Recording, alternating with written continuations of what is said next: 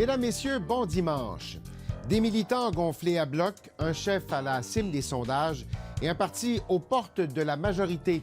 Les libéraux fédéraux étaient réunis à Montréal pour leur congrès annuel cette semaine avec à leur côté leur toute nouvelle collègue, la transfuge Marilyn Gladu. Une défection qui a fait sourciller certains progressistes en raison des positions controversées qu'a déjà eues l'ex-conservatrice, mais qui permet au gouvernement de rêver aujourd'hui à cette majorité qui lui a glissé entre les doigts il y a à peine un an. Les députés ont changé de camp pour rejoindre notre équipe parce qu'ils comprennent l'importance qui est en jeu. Ils ont la conviction qu'ensemble, nous pouvons mieux y arriver. Joël Lademont, bonjour.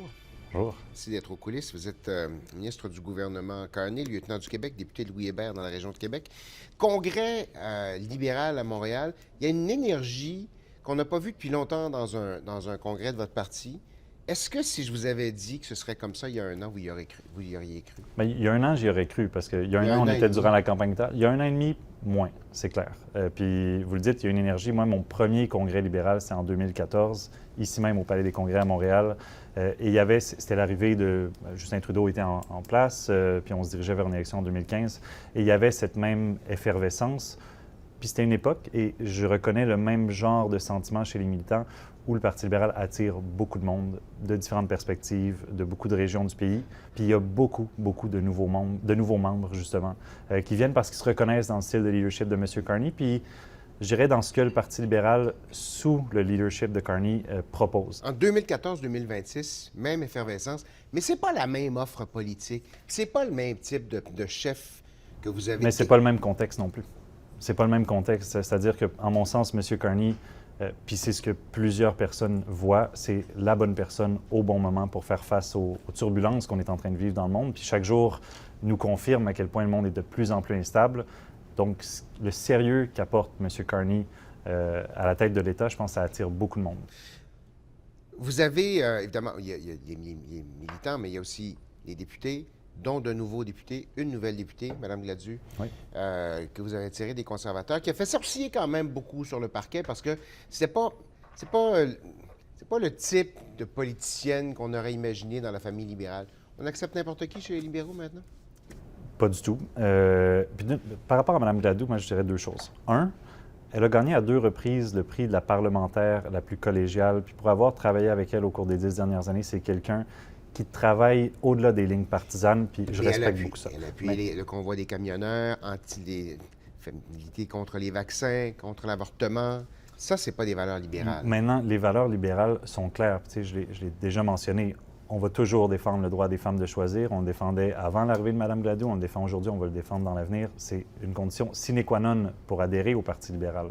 Maintenant, qu'une personne, c'est vrai pour tout le monde, c'est vrai pour les politiciens aussi, qu'une personne puisse évoluer dans sa pensée, puis aussi refléter ce que le moment demande. Je pense que ça peut arriver. Moi, j'en suis un exemple. J'ai évolué politiquement au cours des 10 dernières années, puis je vois que Mme Gladu, vraisemblablement, le fait aussi. Puis, M. Carney a été très clair. Pour nous, la ligne rouge, si vous voulez, c'est les valeurs du Parti libéral. Et à partir du moment où quelqu'un adhère, comme Mme Gladu, elle fait en toute connaissance de cause, puis elle s'est engagée à supporter le gouvernement sur ces conditions non négociables. Est-ce que c'est une façon démocratique d'obtenir une majorité? Parce que vous vous dirigez vers une majorité, puis on vous a critiqué, en tout cas, M. Poilievre dit, c'est pas comme ça que ça marche, c'est pas comme... Les électeurs du comté, Mme Gladu, ils n'ont pas voté pour vous. Bien, c'est comme ça que ça marche depuis plus de 150 ans, où on élit des représentants, des députés, à qui on fait confiance de nous représenter selon leur conscience, puis de parler selon leur conscience, puis l'intérêt de leur commettant. Je pense que ce système-là n'est peut-être pas parfait, mais c'est le système qui fonctionne, puis qui fonctionne très bien au Canada depuis la création du pays. Donc, pour moi, d'aller remettre en question ce système-là qui nous a très bien servi, je trouve ça un petit peu opportuniste, puis je dirais que j'ai vu M. Poilievre et beaucoup de ses acolytes se réjouir de transfuges par le passé quand ça allait de leur côté.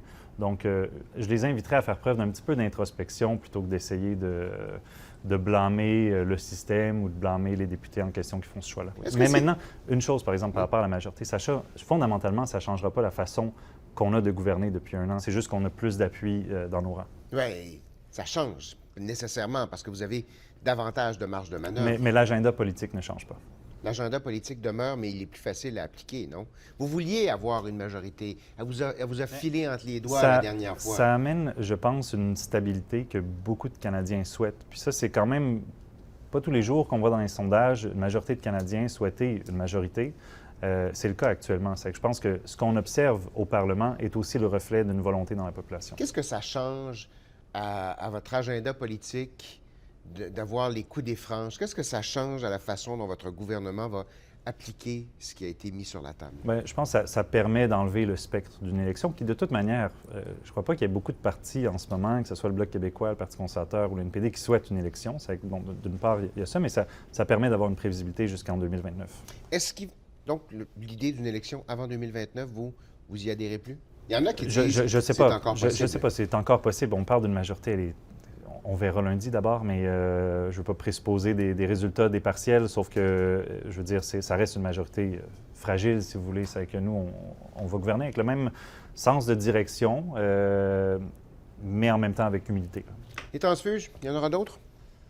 Le futur nous le dira. Non, mais vous le savez. Vous le savez peut-être mieux que moi. Ben, M. Thibault parlait à tout le monde. Vous êtes le lieutenant du Québec. Là, on doit vous mettre dans le coup une fois de temps en temps. Il y a des conversations. On entend qu'il y a des conversations. Moi, certains de vos collègues le disent. Je peux pas vous... Je le sais pas. Mais j'en serais pas nécessairement surpris parce que je parlais de l'offre politique du Parti libéral qui est attirante pour plusieurs. Mais je pense aussi que, du point de vue conservateur, je ne suis pas dans le secret des dieux, je ne suis pas dans leur caucus, mais je pense qu'il y a beaucoup d'insatisfaction. C'est assez visible par rapport au style de leadership plutôt juvénile de M. Poilievre. Vous avez abordé les partiels de demain. Terrebonne, c'est pas un siège libéral naturel, Terrebonne. Vous l'avez eu par une voix la dernière fois. Le Bloc, évidemment, qui souhaite reprendre la circonscription, j'ai l'impression qu'elle leur a glissé entre les doigts la dernière campagne électorale, ont mis énormément de ressources dans le comté. Malgré cela, vous êtes confiant? Raisonnablement confiant, l'accueil est bon sur le terrain. Oui. La session parlementaire va reprendre, enfin, les travaux parlementaires vont reprendre lundi. Dernier droit en route vers la pause estivale. À quoi, une ou deux priorités de votre gouvernement pour les prochaines semaines? Qu'est-ce que vous souhaitez accomplir avant de retourner dans la circonscription pour l'été? Bien, il est clair que pour nous, l'un des enjeux forts, c'est l'abordabilité. On voit l'augmentation du coût de la vie qui touche tout le monde. Là. Il suffit d'aller faire... Puis en plus, avec le conflit en Iran actuellement, ça met une pression supplémentaire sur les Canadiens. Je crois qu'il y en aura beaucoup dans la mise à jour économique du printemps qui va toucher l'abordabilité, c'est clair. Puis ensuite, continuer de mettre en œuvre la stratégie industrielle de défense, voir à ce que ça découle en emploi un peu partout à travers le Québec, un peu partout à travers le Canada, continuer avec les grands projets comme on le fait, puis d'aller à une cadence assez rapide. Là. Joël Lightbound, merci beaucoup. Ça m'a fait plaisir. Bonne journée.